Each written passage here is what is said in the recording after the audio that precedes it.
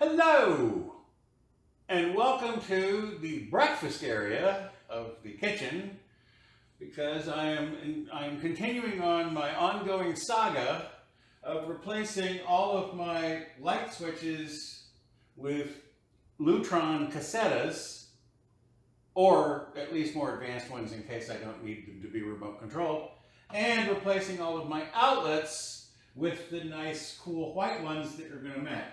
So when I'm done, these will all be white, as will the outlet. I don't know if you can see it. There's an outlet down near the floor. I think this was for, this is how old this house is. I believe this is for like the telephone answering machine that you would plug in, because the telephone connection is behind this. Well, here. There's the telephone thing. So you're saying, but wait, you showed me how to put in Lutron Caseta switches and how to replace outlets before. Yes, but I did not do it using the Klein Tools digital circuit breaker finder, which I have acquired. Let me get up here where it'll focus on it without looking at my eye. Because, as you know, my circuit breaker box is in the front bedroom, the office, which is the opposite end of the house, and I'm doing this by myself, so I need a thing like this. By the way, this is not just, I didn't buy just the circuit breaker finder. I bought the kit, and I think the kit is around $50. The kit includes this, which is essentially a 2-prong outlet with to 3 prongs, so that you can plug the transmitter into a 2-prong outlet, or there's also a screw in for a light socket, so you could plug this into a light socket. And then there's even a bare wires adapter, so that you can attach this with alligator plugs to bare wires to find the circuit breaker for bare wires. So this adds, like, I think $5 or $7 to the overall cost of the package. So well worth it. Well, I think they're still sealed. We will find out if this is well worth it in just a minute. So it was just inside plastic. I didn't figure you wanted to see me unbox it. I am going to ding it a little, because there is actually a Phillips head screw here that you have to take out in order to put in the included 9-volt battery. So they get a point for the 9-volt battery included, but they lose a point for you have to find a small Phillips head screwdriver to get this out. So this is the thing I will take with me to the circuit breaker box. This is what we'll plug into this outlet. Oh, and by the way, for handy storage, it plugs into the bottom of what it says is the receiver. I guess this is technically the transmitter. So what we're going to do is plug this in. And by the way, if you're buying one of these circuit breaker finders, you do not need to buy remember in the other video, with the outlet video, I had bought one of these separately for checking outlets, but it comes with this, so you can save yourself. So again, for around $50 or so, you can save yourself, a little bit of money here, so it'll be a little bit less. Okay, but now we have this on. Now I have to go to the other end of the house.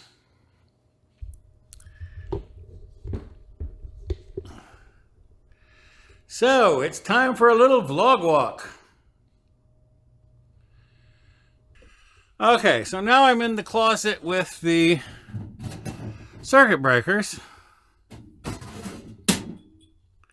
Let me turn the camera around so you can see what's going on over here.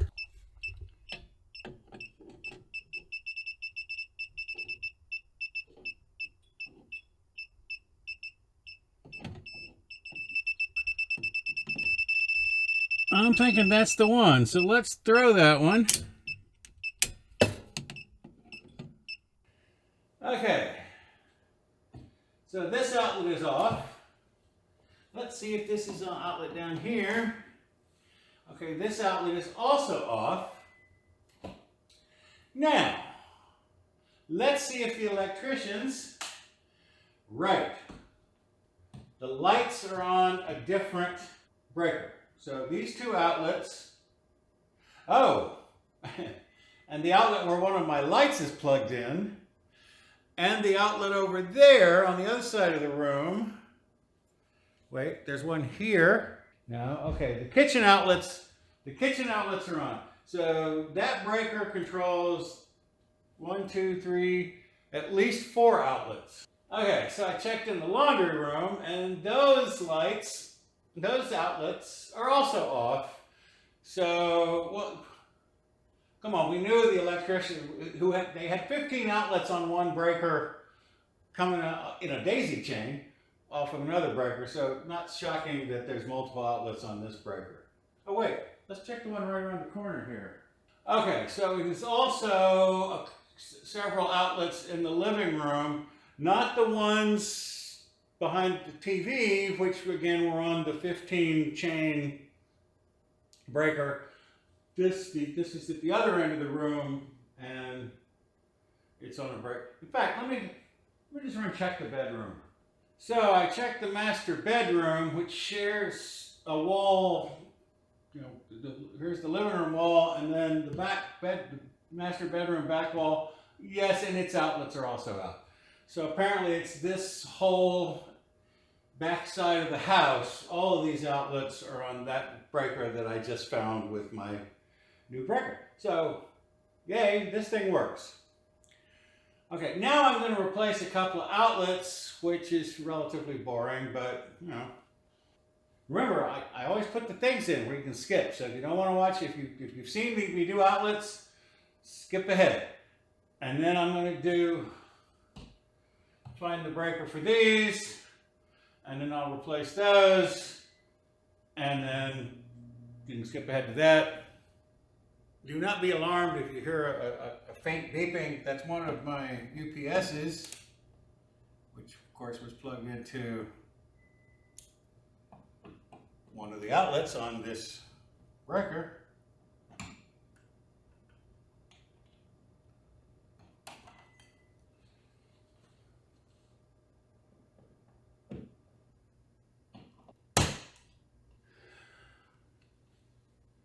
And shocker, I'm shocked, I say, since the same electrician probably put in these outlets that put in all the other outlets, they are done with the little poke-in things in the back, which we know from the last video is a very bad way to do this. So let me pull this one out and cut these off.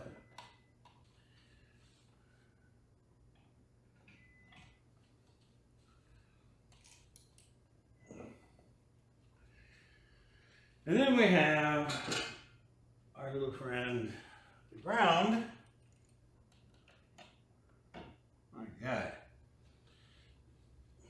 And once you strip the wires, now we need to bend them, remembering that the gray wires, now I will get the other neutral wire into the other silver screw.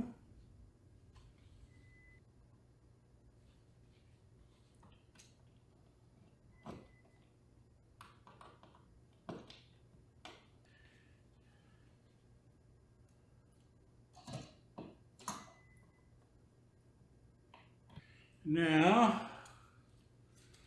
put the top up here.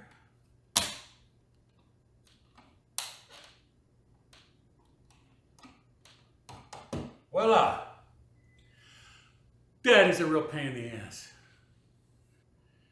The gauge of the wires is they're so hard to bend,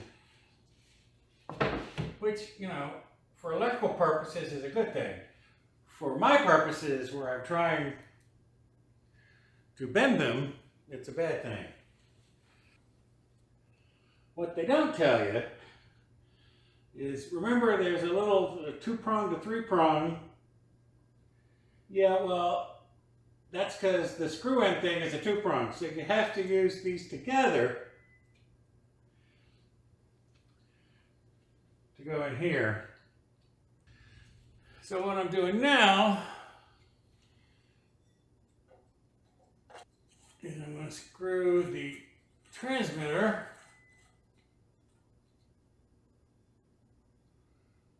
into this light fixture. Okay. And now, the outside lights, this light, is on the same breaker as the living room overheads. Remember, that's the breaker I had to throw back when I did the Lutron Caseta switches in there. So now I'm going to do Lutron Caseta switches in here. This we're going to replace with a dimmer. I don't know if you can see, it actually has, it's like the oldest school dimmer ever. There's like a little slider next to the on-off switch, the up-down switch, that is the dimmer. So this is going to be a huge improvement for this guy. I guess that would have been state-of-the-art about 30 years ago, which again is when this house was built. And they put all this stuff in. Now, none of these 3 switches are 3-ways, so if you want to see how to do a 3-way switch, which you don't do like old school, you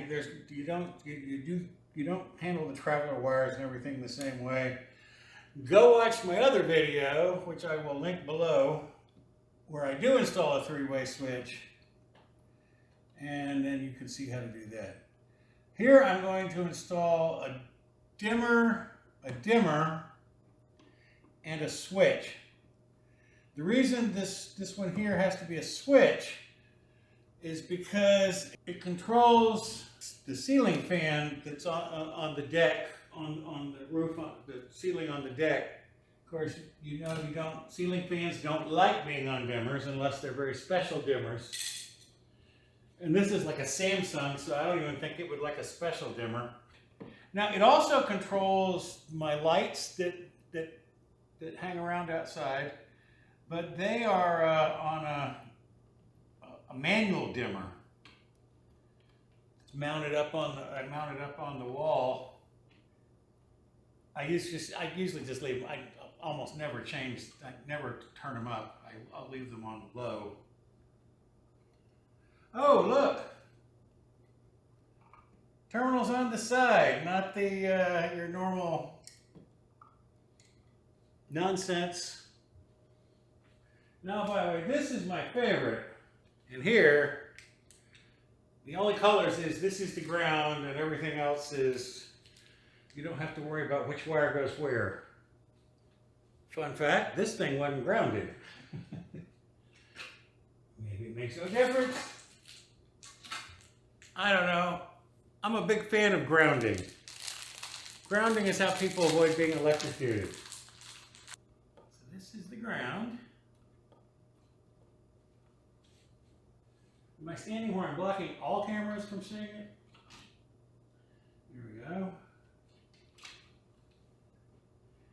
And now we're grounded. Now we will straighten these out. Now we've got those straightened out, we can screw these little guys on. Put you back in there.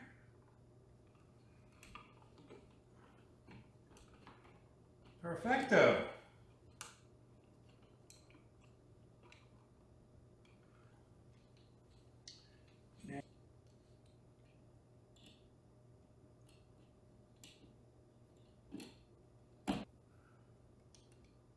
They're just that shiny.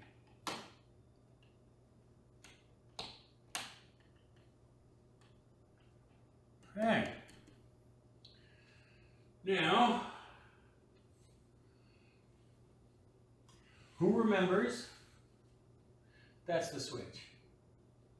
Okay, so now the job gets a little harder because the switches, as you saw, the dimmers are just perfectly happy to put either wire to either wire.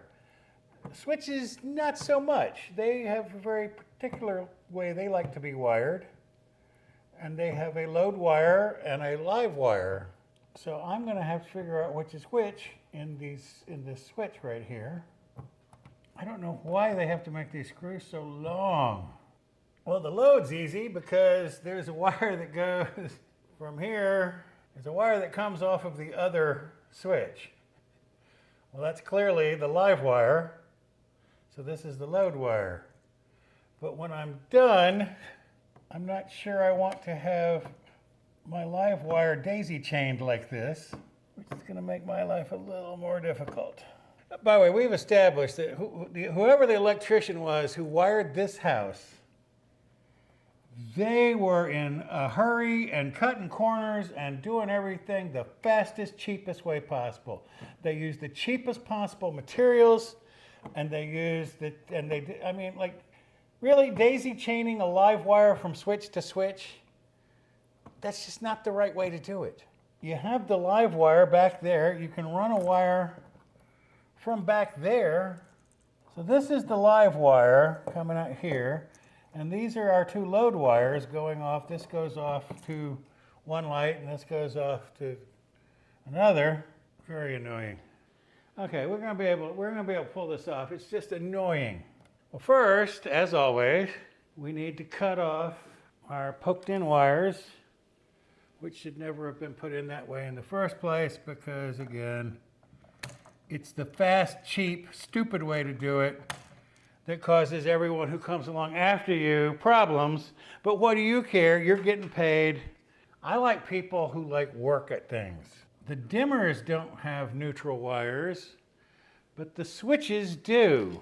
Now also, because we're going to be putting the switch and this in here side by side, we have to break off these little guys. So we have to break off these little things sticking out on the sides. So the switch is going over here, so I need to break these off. It's just like that. I don't know, did you see that? Here, let me get my face out so it'll focus on what I'm doing.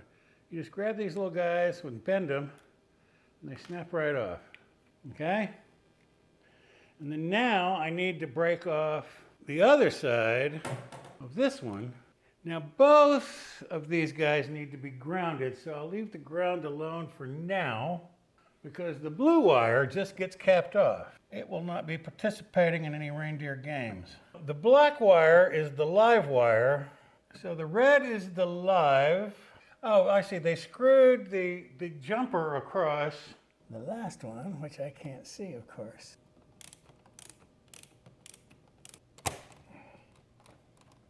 Okay, now the moment of truth. I'm going to hit the breaker. So the dimmers are both working fine. The switch, however, is not, which means one of the wires probably came loose when I was shoving stuff in there. So now I have to go hit the breaker again. It's kind of important because it's the fan out there. By the way, this is what the ancient Greeks called hubris. I went ahead and put this back on before I tested that everything worked. See, what you should do when you're doing this kind of work is make sure it works before you put all the stuff back together. For now, I'm just going to take this one out so I can see what's going on behind it, because the other one does work. Of course, the other one has way fewer connections, right? It only has, it's got two wires and a ground. Well, they're all connected to the right things. This one, on the other hand, has like 5 wires. It has a neutral wire, a ground wire, a live wire, a load wire, and a blue wire, which I think is a traveler wire if you're actually doing a real honest-to-God 3-way. Although if you have these little remote control switches, why would you do a real honest-to-God 3-way when you could just have a remote at the other end? I'll never understand. Okay, let's see what's going on back here. I'm an idiot. And of course, if you watch the channel, you know I'm an idiot. But this time it was really, where's my screwdriver?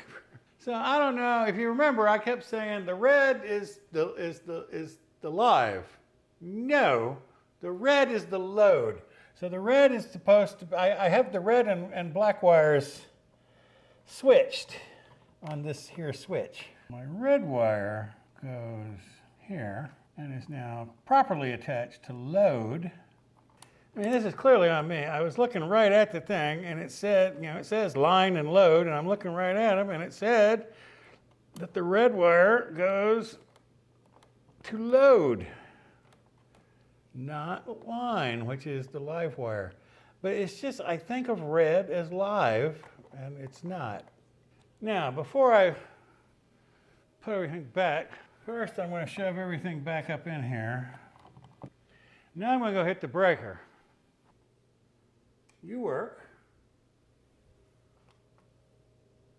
You work. And you work. Yes, I am an idiot, but we knew that. Wait, you don't know how big an idiot I am, because I realized that my light back over here, when I turned this breaker back on, my light that was plugged into the outlet after this on the daisy chain, hey, remember this from my outlets not working video? It didn't come back on. And then when I stick my little tester in here, it's red and yellow. And what does that say? Well, when it's red, yellow, it means hot and ground reversed. So when I put that outlet in, I reversed the wires. So I'm going to fix that. That's not going to be in the video. I'm going to do that and flip the wires. And I was sitting here.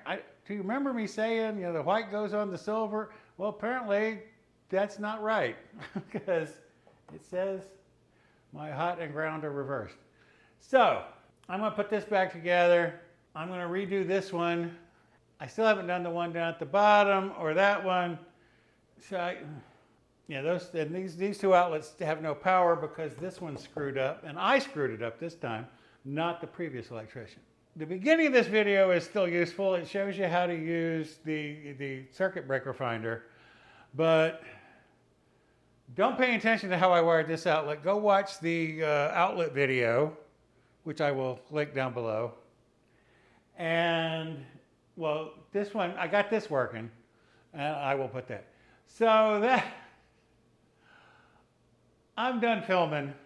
That's it on the video.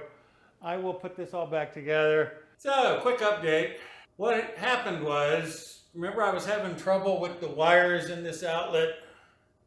Well, one of them, when I was pushing it in, popped loose and so was not making contact, which is why there was not power moving down the daisy chain to the next set. Fortunately, we're near the end. It was just these two outlets in this room that were dead. And I put it back. Everything's fine. So that works. I have a dimmer, a much better dimmer. I had a dimmer, but this is a much better dimmer. And I've got my switch working on my fan out on the deck, and my light out here on the deck also is now on a dimmer. I hardly ever use that light. There's also a light in the fan. But anyway, the main thing we learned today was that this is a pretty handy little thing to have around. So it's linked in the description below. It's the Klein ET310 circuit breaker finder. I used it to find a couple different circuit breakers. It seems to work just fine. Didn't have a lot of trouble with it. Again, I recommend you get the kit that comes with the 2-prong to 3-prong adapter and the screw-in adapter for doing light fixtures, so you can make sure which breaker find which breaker they're on. So that's it.